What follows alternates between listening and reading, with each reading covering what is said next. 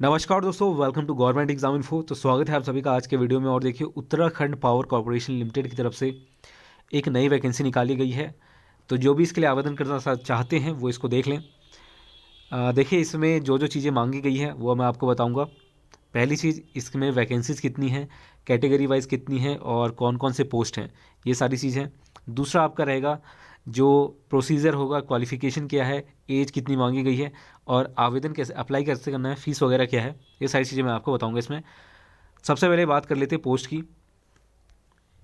इसमें पहला पोस्ट है आपका assistant engineer electrical mechanic training का। ग्रेड पे आपका रहेगा 5400। टोटल यहाँ पर 72 पोस्ट हैं, जनरल की 16 है, बाकी यहाँ पर हॉरिजॉन्टल रिजर्वेशन भी है। दूसरी पोस्ट है आपकी असिस्टेंट इंजीनियर सिविल ट्रेनिंग की, सेम ग्रेड पे होगा आपका और वैकेंसी यहाँ पर टोटल 7 है, जनरल के लिए 2 है। अकाउंट्स ऑफिस की सेम है, ग्रेड पे 5400 का ही है, टोटल यहाँ पर 15 वैकेंसीज हैं और जनरल के लिए यहाँ पर 6 है।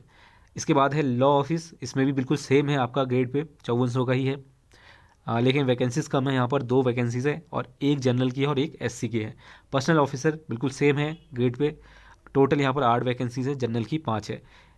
सीनियर इंडस्ट्रियल इंजीनियर की बात करें तो ग्रेड पे लेवल इसमें थोड़ा एक्स्ट्रा है, 6600 का। टोटल सिर्फ यहाँ पर एक ही वैकेंसी, वो भी जनरल के लिए है। बाकी एज की बात करें तो मैक्सिमम एज लिमिट आपकी 42 ईयर्स है, 1 जनवरी 2021 के अनुसार यहाँ पर कैलकुलेट किया जाएगा। बाकी जो रिजर्वेशन वगैरह मिलता है कैटेगरी वाइज, आयु में जो छूट मिलती है, एज में जो रिलैक्सेशन दिया जाता है वो भी यहाँ पर दिया जाएगा। इसके बाद है असेंशियल क्वालिफिकेशन। तो मैं सब्जेक्ट वाइज बता देता हूँ, माफ़ कीजिएगा, पोस्ट वाइज बता देता हूँ। पहला है आपका for assistant engineer electric and mechanical training. तो ट्रेनिंग की बात करें तो इसमें आपका रहने वाला है किसी भी एक सब्जेक्ट, सर इलेक्ट्रिकल हो, इलेक्ट्रॉनिक्स हो, मैकेनिकल हो या फिर पावर इंजीनियर या फिर पावर सिस्टम इंजीनियर, इनमें से किसी भी एक के साथ आपका बैचलर डिग्री होना चाहिए।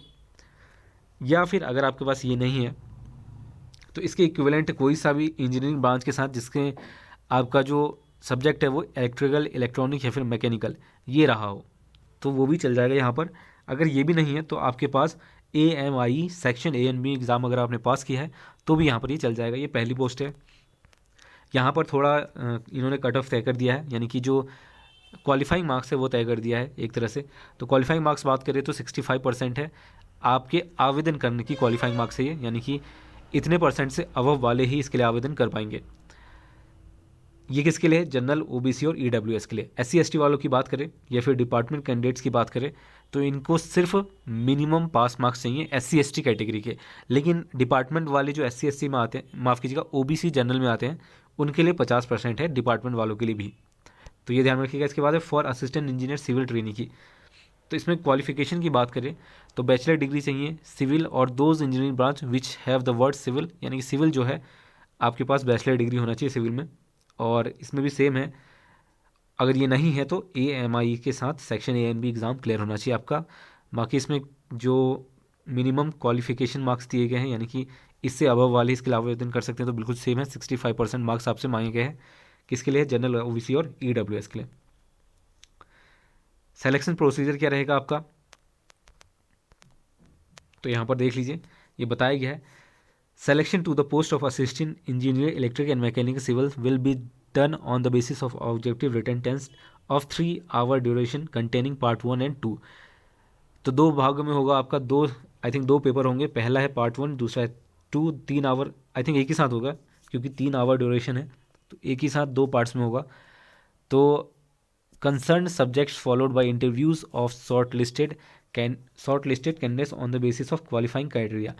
तो इसमें दिया गया है क्वालिफाइंग मार्क्स 40%। अगर इस एग्ज़ाम में आपका आ जाता है, ये जो रिटर्न आपका एग्ज़ाम होगा ये है आपका जनरल, OBC और EWS की। 30% है आपका SC ST के लिए और बाकी इसमें और चीज़ें नहीं बताई हैं। नेगेटिव मार्क रहेगा आपका 1/4 का।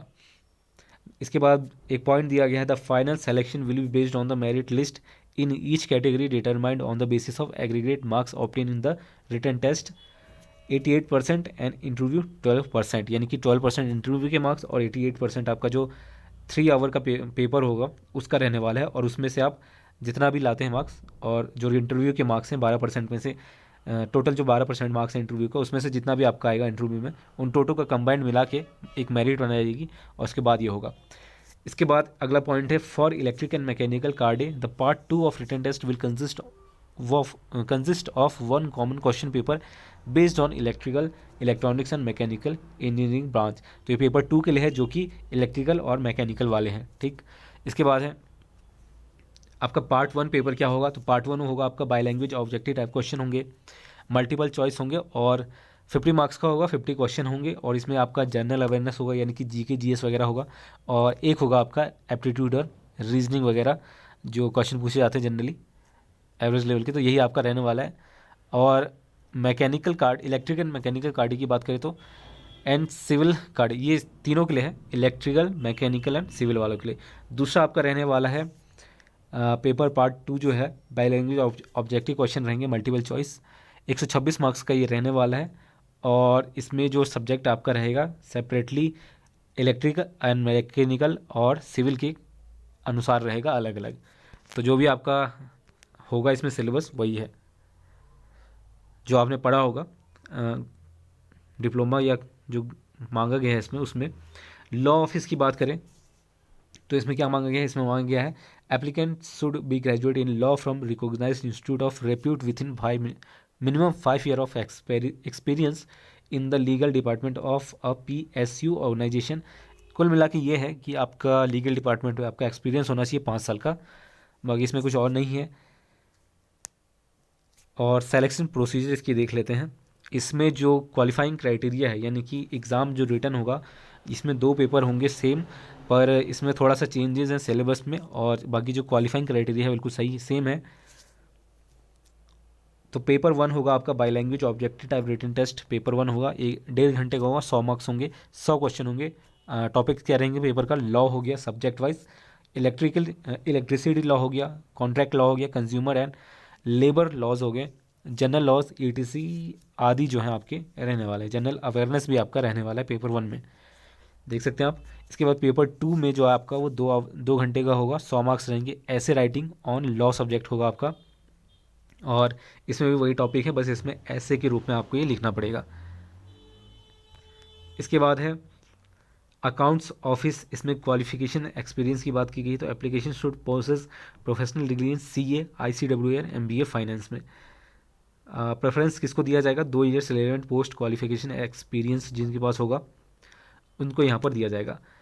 सिलेक्शन प्रोसीजर बिल्कुल सेम है, इसमें भी आपका जो एग्ज़ाम है वो रहने वाला है आपके जो क्वालिफिकेशन है उसके अकॉर्डिंग। जैसे पेपर 1 की बात करें तो इसमें ऑब्जेक्टिव टाइप रहेगा, 1.5 घंटे के 100 मार्क्स, 100 क्वेश्चन, और अकाउंट्स का जो सब्जेक्ट रहेगा वो 60% रहेगा, और फाइनेंस, अकाउंट और ऑडिट, बजट और जनरल अवेयरनेस ये 40% रहेगा 100 क्वेश्चन में से। दूसरा है 2 घंटे का 100 मार्क्स का पेपर पार्ट 2 होगा, और इसमें जो है आपका रिटन टेस्ट होगा, सब्जेक्टिव रिटन टेस्ट होगा, यानी कि ये आपका कह सकते हैं मल्टीपल चॉइस नहीं है। इसके बाद है पर्सनल ऑफिसर, इसकी बात करें तो इसमें आपका डिग्री चाहिए, पोस्ट ग्रेजुएट डिग्री चाहिए, और इक्विवेलेंट किस में चाहिए, पर्सनल मैनेजमेंट में, industrial relations, business management with specialisation in personal management from a recognised institute reputed with minimum 5 year of post qualification experience in various function in human resource management and industrial. तो इसमें भी आपका post graduation मांगा गया है management या फिर industrial relation या फिर बिजनेस मैनेजमेंट में, लेकिन 5 साल का आपसे एक्सपीरियंस मांगा गया है, तो ये भी ध्यान रखिएगा। इसके बाद है सिलेक्शन प्रोसीजर, तो बिल्कुल सेम है, इसमें 40% जनरल के लिए है, बाकी सभी के लिए 30% है। पेपर इसमें अगेन पेपर 1, 2 होगा, आपके क्वालिफिकेशन के अकॉर्डिंग यहाँ पर सब्जेक्ट रहेंगे, आप देख सकते हैं। इसके बाद जो सीनियर इंडस्ट्रियल इंजीनियर है, इसमें आपका मांगा गया है पोस्ट ग्रेजुएट, इसमें मांगा गया है application should be engineering graduate with post graduate degree और equivalent in industrial engineering from a recognised institute, और 7 साल का आपके पास एक्सपीरियंस भी होना चाहिए। सिलेक्शन इसमें कैसे होगा, इस पोस्ट के लिए, पर्टिकुलर पोस्ट के लिए आपका सिर्फ इंटरव्यू होगा। Selection to the post of senior industrial engineer will be done on the basis of interview only, तो इसके लिए रिटन टेस्ट यहाँ पर नहीं लिया जाएगा। सेंटर्स आपके जो रहने वाले हैं वो ये दिए गए हैं, देहरादून, हरिद्वार, श्रीनगर, पंतनगर और अल्मोड़ा। एप्लीकेशन फ़ी बता दूं, जनरल OBC EWS के लिए 800 है, बाकी सभी के लिए 400 रुपये है। इसके बाद है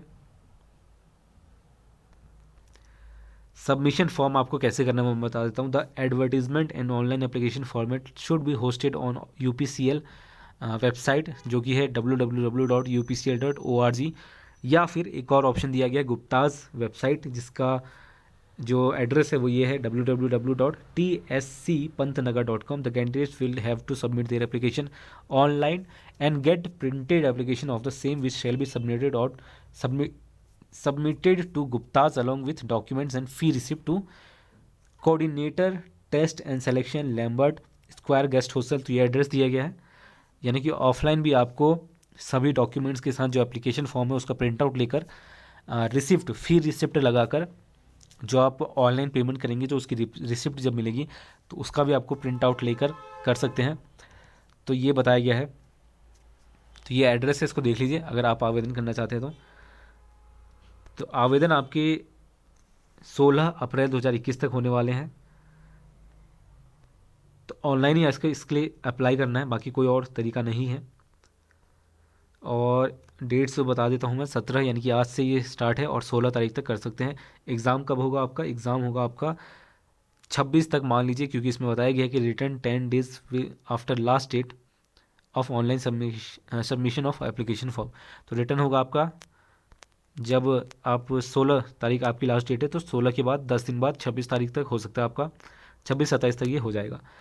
तो इसमें सारी चीज़ें मैंने बता दी। कोई डाउट है तो नीचे मेंशन कर दें। तो बस ये थी पूरी अपडेट। तब तक के लिए धन्यवाद। मिलते हैं आपसे अगले वीडियो में।